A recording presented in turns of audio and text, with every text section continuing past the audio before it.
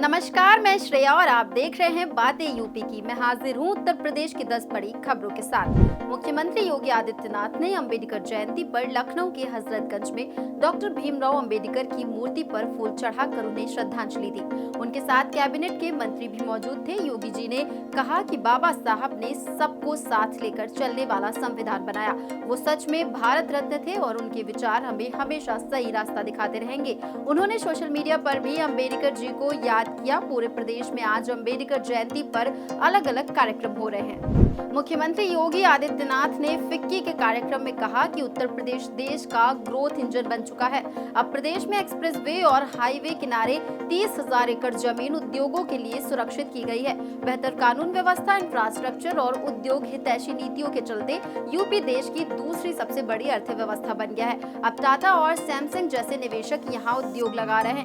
योगी ने कहा कि बीते वर्षों में भर्ती घोटाले खत्म कर कार्य संस्कृति बदली गई है। महाकुंभ और धार्मिक आयोजनों को भी आधुनिक सुविधाओं से जोड़ा जा रहा है। अब बढ़ते हैं अगली खबर की ओर। इलाहाबाद विश्वविद्यालय में असिस्टेंट प्रोफेसर, एसोसिएट प्रोफेसर और प्रोफेसर के 321 पदों पर भर्ती निकली है। आवेदन की आखिरी तारीख 2 मई है और प्रक्रिया पूरी तरह ऑनलाइन होगी। असिस्टेंट प्रोफेसर के 129, एसोसिएट प्रोफेसर के 127 और प्रोफेसर के 65 पद शामिल हैं। आवेदन शुल्क अनारक्षित, ओबीसी और ईडब्ल्यूएस के लिए 2000, SC/ST के लिए 1000 और दिव्यांग अभ्यर्थियों के लिए 100 रखा गया है। इंटरव्यू की प्रक्रिया जुलाई में शुरू हो सकती है। इच्छुक उम्मीदवार www.allduniv.ac.in पर जाकर आवेदन कर सकते हैं।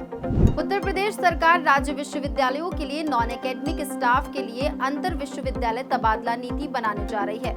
उच्च शिक्षा विभाग ने 3 सदस्यीय समिति गठित कर दी है, जिसकी अध्यक्षता गोरखपुर विश्वविद्यालय की कुलपति प्रोफेसर पूनम टंडन कर रही हैं। ये समिति स्थानांतरण नीति का ड्राफ्ट तैयार करेगी। अभी तक कर्मचारियों को उसी विश्वविद्यालय में सेवानिवृत्त होना होता है जहां वे नियुक्त हुए हैं। नई नीति से दूर के जिलों से आए कर्मचारियों को लाभ मिल सकता है, जबकि स्थानीय कर्मचारियों को चुनौतियों का सामना करना पड़ सकता है।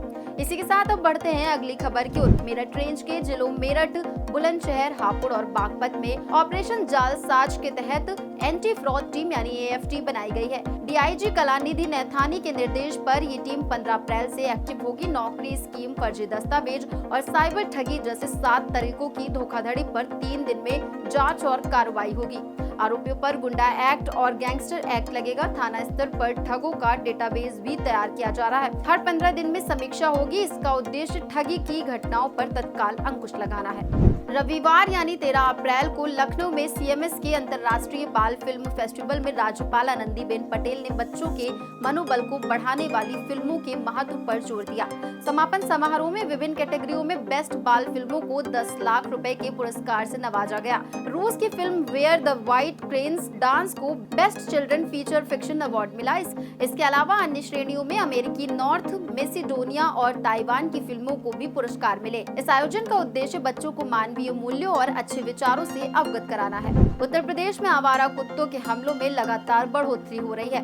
लखनऊ, बाराबंकी, बुलंदशहर और अन्य जिलों में कुत्तों के हमलों से कई लोग घायल हो चुके हैं। हाल में बांदा में कुत्तों के हमले से 2 बच्चे गंभीर रूप से घायल हुए। आंकड़ों के मुताबिक उत्तर प्रदेश में आवारा कुत्तों की संख्या 20 लाख से अधिक है, जो पूरे देश में सबसे ज्यादा है। गर्मियों में कुत्तों का आक्रामक व्यवहार बढ़ जाता है, क्योंकि गर्मी से वे बेचैन हो जाते हैं। साल 2019 में 75,000 आवारा कुत्ते लखनऊ में थे। प्रशासन ने कुत्तों की नसबंदी के लिए अभियान शुरू किया है, जिसमें 89,000 कुत्तों की नसबंदी की जा चुकी है। अब बढ़ते हैं अगली खबर की ओर। कानपुर के DPS कल्याणपुर में 10 से 13 अप्रैल तक आयोजित यूपी स्टेट ताइक्वांडो चैंपियनशिप में पूरे प्रदेश से आए सैकड़ों खिलाड़ियों ने दम दिखाया। ताइक्वांडो एक कोरियन मार्शल आर्ट है, जिसमें किक और पंच तकनीकों से आत्मरक्षा व फिटनेस पर जोर दिया जाता है। प्रतियोगिता में युवाओं का उत्साह देखने लायक था। ग्रेटर नोएडा के विनय भाटी ने 80 किलो वर्ग में गोल्ड मेडल जीतकर क्षेत्र का नाम रोशन किया।